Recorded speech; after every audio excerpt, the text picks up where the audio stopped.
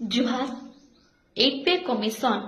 अष्टम वेतन बोली कहा जाउछे। केंद्र सरकार यहाँ गोटे डिक्लेयर करिछन जेन व्यक्ति माने सेंट्रल गवर्नमेंट अंडर रे सर्विस करुछन तांकर इनकम बा आय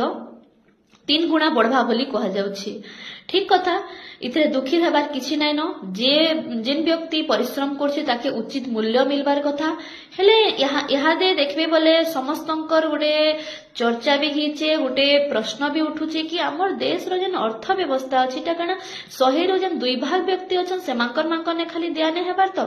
कारण एटा है जे कि आज भी देश रे गरीबी हटी नै पारबा। चाषी माने दीर्घ दिन धरिकिना एमएसपी लगी डिमांड करी आछन से ऊपर किछि सरकार करबार कि नै चाहबा ना ठीक शिक्षा मिली पारुछे ना स्वास्थ्य मिली पारुछे।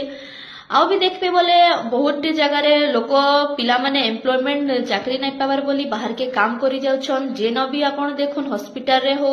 कि एजुकेशन सेक्टर रे स्टाफ अभाव लागी बहुत असुविधा होची। जेते बेले प्रश्न करा जाउची स्टाफ काहले नै रखा हेबारिन तो से टाइम रे उत्तर आसुची सरकार रखी सरकार पाखे पैसा नै नते देबार लागी तो यहाँ देखे ना सरकार पाखे पैसा आला ठीक है दिया हो आमे किछि कहबार नै न जणे जणे को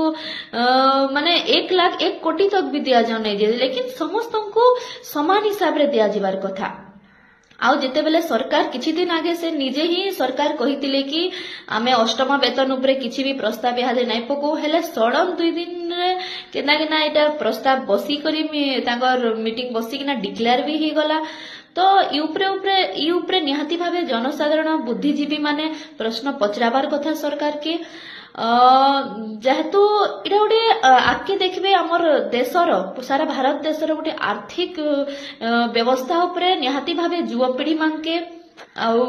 साधारण व्यक्ति मेनली हमर गरीबी मध्यवर्ती मानकर उपरे गोटे बहुत बड़ विपत्ति आसबा बोली भलिया मते लागुछि। आशा करमी आपण माने भी इथरे निजर मतामत देबे जेहेतु मते इटा लागुछि इटा गोटे षडयंत्र है लोकन को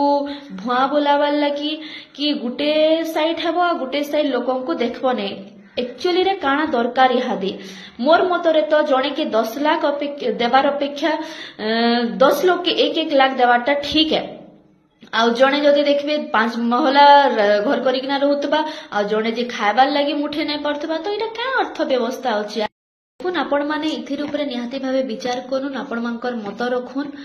आउ विशेष किछि नै कहे। जुहार जय किसान जय कोसल।